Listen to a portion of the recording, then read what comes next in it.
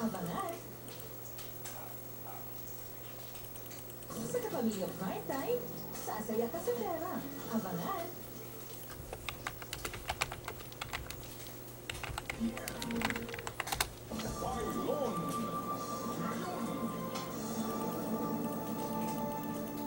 Panahon pa ni Marcos, yun pa rin po ang problema ng palarong pambansa. Pondo at kawalan po ng suporta. Narako si Pinoy 1 billion sa palaro hanggang 2016. Ibig sabihin, 1 billion divided by 4. Kulang na pondo. Paano ka makakadiscover ng magaling na mga atleta kung wala ka namang pera? Paano ka makapagpapadala sa Olympics kung wala ka namang pera? At wala kang perang sapat na pagsuporta sa development ng grassroots sports. Kailangan natin ng gobyernong may seryosong programa sa grassroots development ng Philippine sports. Kailangan ng gobyernong seryoso sa kampanya ng pag-develop ng mga batang atleta. Yan po ang kailangan natin noon pa na dapat ngayon po maipatupad na ngayon. Pailon ngayon. See you again next week. Samahang walang iwanan sa loob ng 25 taon.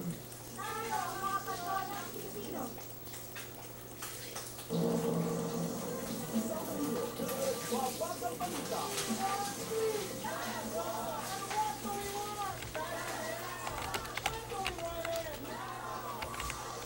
Mga saging na export sa China, nabubulok na ng Xavier. Exporters tumamila kay Pinoy. 80 grupo ng mga turistang Chino, kinansela ang biyahe sa Pilipinas.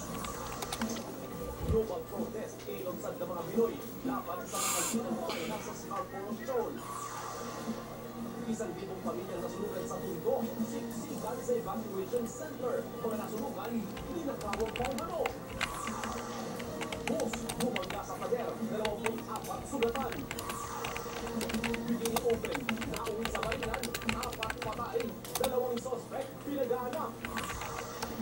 Kalikat na school supplies, tututukan sa tapat na po. At isinilang na tupa, hati ang nguso at dila. Nagigib ng tubig. Aabot sa 3 milyong piso ang halaga ng mga natutok sa halos 6 na oras na sunog. Ang ibang walang matakbuhan, nagtalunan sa Manila Bay para lang makaligtas. Dante Perello nakatutok, 24 oras. Sa Cebu City, bumalik din ang ilang residente ng Barangay Luz sa mga nasunog nilang bahay kahapon. Nanguha sila ng mga gamit na pwede pang pakinabangan at ibenta.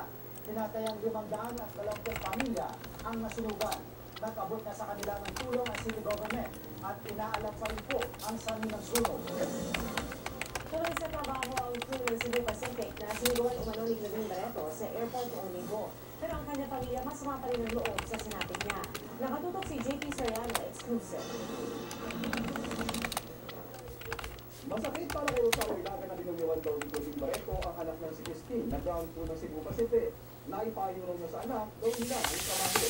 Hindi naman sabi nga detalye ni Christine ang nakakasiyan niya sa awal ni Montempo at ang motor ni Christine. Hindi ba yung nakita niyo kung nag-report si Kevin? Basta lang nakita daw niya na tumayo si Kevin mga parang sila. Hindi nga wala rin na siya ng listen ni Kevin. Dahil nakuha niya, may nakuha niya dahil doon niya sa pagmamahal. Ayaw mo lang ni Christine na magka-interview pero tuloy lang sa trabaho. Ang kasama ni Christine na si Christine Mokpo ang magpapagalitan daw ni Christine. Wala naman daw balak pagsampa pag-ilailangan at mokbok ng reklamo laban sa actress. Dati nang sinabi ng kapo ni Joey na uminom ang kanyang rulo nang hindi agad sila narituang na offload pero plano ang kanilang mga bagahe. Ang Cebu Pacific naman, nauna nang sinabi na industry practice ang pag-offload ng bagahe kung kinakailangan para sa kaligtasan ng mga pasahero. JP Soriano, nakatuto, 24 oras. Kaligtasan mo sa Alerto 24. Sumalpok sa pader ng isang hardware store. Sumanay mga nakakaahon sa buhay. Namahal na ng tulong ang sagip na pamilya. Unila gaya ni Aling Elerma, hindi kumbinsido. Magiging pinangakong tulong kasi ng Novo Department Store, hindi pa na ibibigay. Ano mo, wala pang imo, puro lang promise, puro lang promise. Tumanggi namang magbigay ng pahayag ang abogado ng Novo.